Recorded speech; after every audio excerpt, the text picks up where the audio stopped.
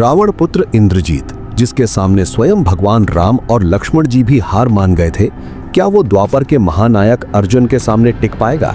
जी हाँ, ये सुनने में आश्चर्य लग सकता है, लेकिन अर्जुन के पास ऐसा दिव्यास्त्र मौजूद था जो इंद्रजीत को पल भर में मौत के घाट उतार सकता था।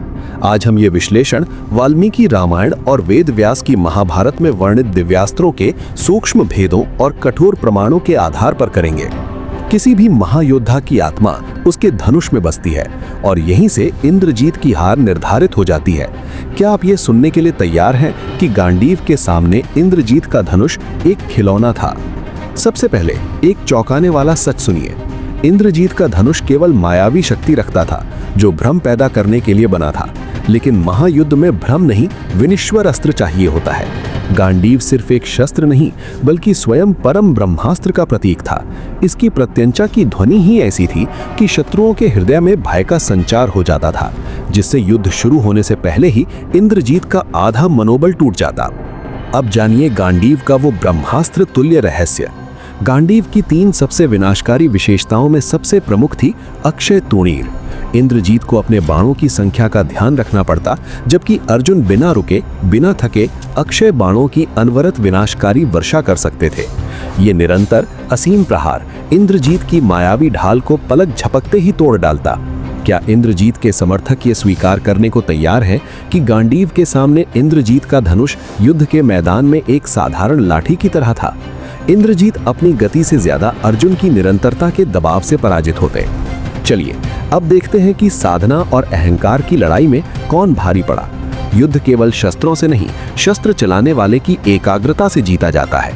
यहाँ भी अर्जुन इंद्रजीत से कई गुना आगे थे। इंद्रजीत ने अपनी शिक्षा केवल शक्ति प्रदर्शन पर केंद्रित की।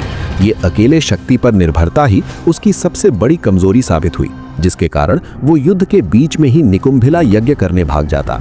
वहीं दूसरी ओर अर्जुन का जीवन केवल एक ही लक्ष्य को समर्पित था, विश्व का सर्वश्रेष्ठ धनुर्धर बनना। उनकी साधना इतनी गहरी थी कि उन्होंने अंधेरे में भी निशाना साधना सीखा। अब जानिए इंद्रजीत ने क्यों केवल आंशिक ज्ञान लिया। इंद्रजीत ने तपस्या से अस्त्र प्राप्त किए, पर उनका गहरा ज्ञान नहीं लिया।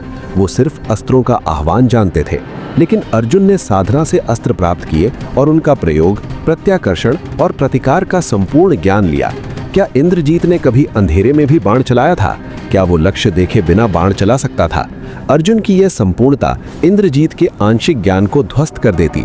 अब जानिए अर्जुन की शब्द भेदी विद्या कैसे इंद्रजीत को बेपर्दा कर देती। इंद्रजीत की सबसे बड़ी ताकत उसकी अदृश्यता अर्जुन के सामने केवल बच्चा काना हरकत थी। उसने इसी विद्या से राम और लक्ष्मण जी को भी भ्रमित किया था। अब इंद्रजीत के समर्थकों को एक ऐसा तथ्य दिखाते हैं जिसे अनदेखा करना नामुमकिन है। इंद्रजीत ने किसे हराया? केवल वानर और मनुष्य को।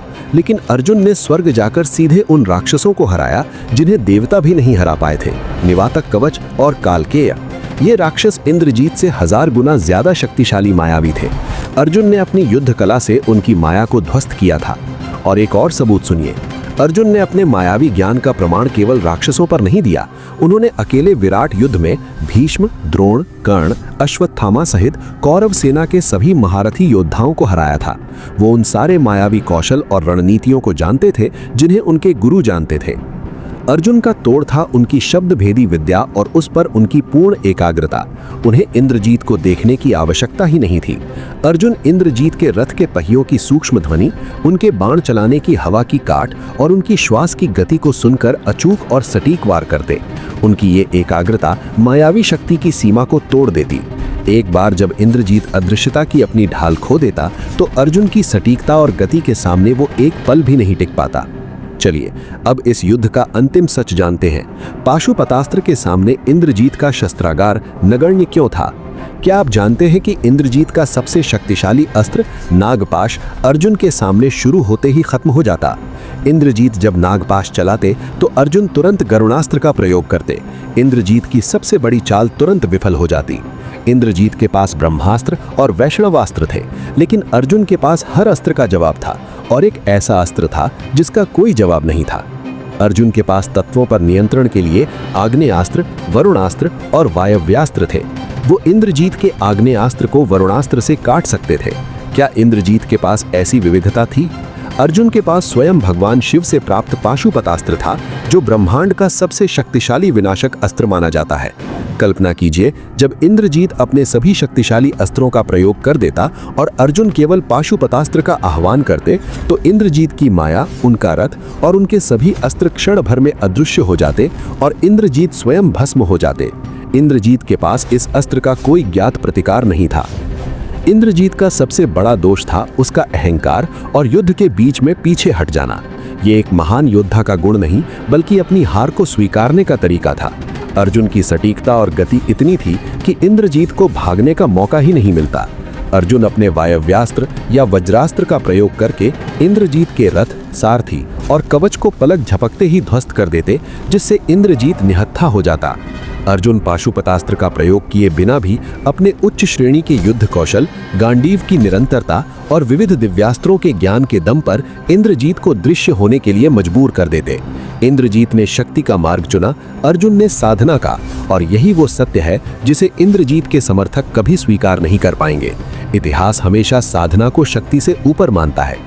तो दोस्तों, इस विस्तृत और गहन विश्लेषण से ये पूरी तरह स्पष्ट हो जाता है कि यदि ये महासंग्राम सच में होता, तो अर्जुन अपनी शब्दभेदी विद्या, गांडीव के अक्षय बाणों और पाशुपतास्त्र जैसे अद्वितीय दिव्यास्त्रों के बल पर लंका के राजकुमार इंद्रजीत को निर्विवाद रूप से पराजित करते। अर्जुन का शस्त्रागार इतना उन्नत और विनाशकारी था कि इंद्रजीत के पास उसके किसी भी बड़े अस्त्र का कोई जवाब नहीं था।